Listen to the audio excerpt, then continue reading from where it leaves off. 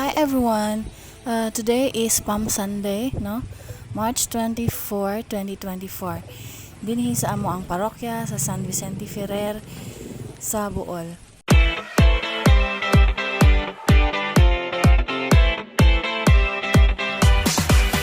Ngayon, yan ni Cristo sunod sa ipagkasimanan ng ating kita, pinag sa kabuhat sa kaluoy, penitensya, alam sa pagsaud sa misteryo sa pastos pagkakataw sa ating Pinoon.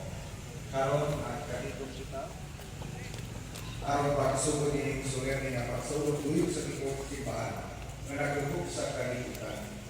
Si Cristo misulod na kamadaukon sa iyang kaugalingong siyudad at pagkibawas sa iyang buhat sa pagkamanugos nato.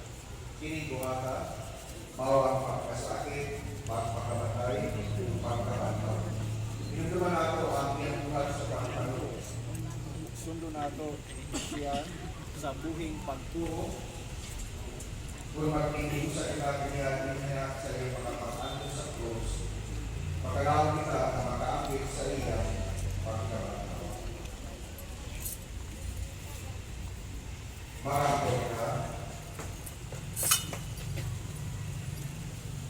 O Diyos na makagagawang na namoy kami kanimo, pinisulti ini mga Lukay, palma, hindi mo ang iningadarahan.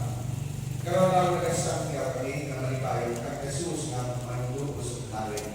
Magsulod na kami kanya pag-ayo. Kung sa katam nga na, lugangan kami sa kalipay sa bagong bunhay na Jerusalem. Kini ang pinahayo, pinagi na sa Kristo yung mga napulit hari, upang kanino sa Espiritu Santo, hangtod sa kakuran. Amen.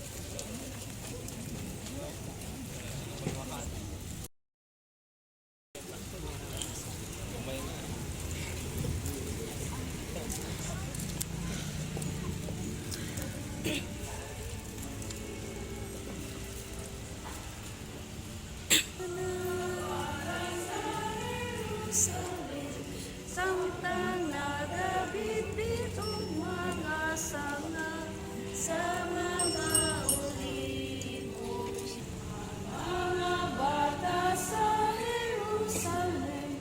Samtang nagabit-bit mga sanga sa mga olivo at sa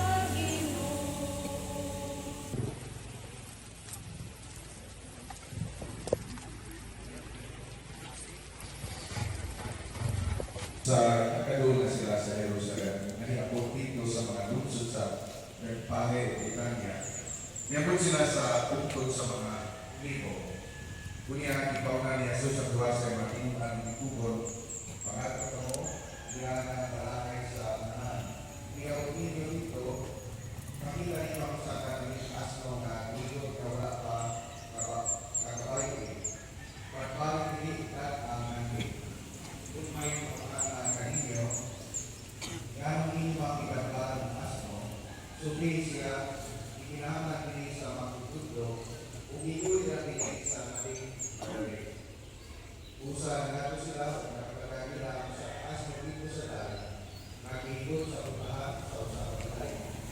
Samtang nagkubat sila din sila sa mga tao na nagtawag dito ng upahan kanila, ang inyong ibaglaan ng asno. Ibang sila sa bata sa isuti kanina ni Jesus, ipanagaw sila sa mga tao. Ila sa buwan ng inunan ang naging asno at na Jesus upuman nila ikakapit sa ayaw ang ilang upo. Si Jesus ikabayo rin.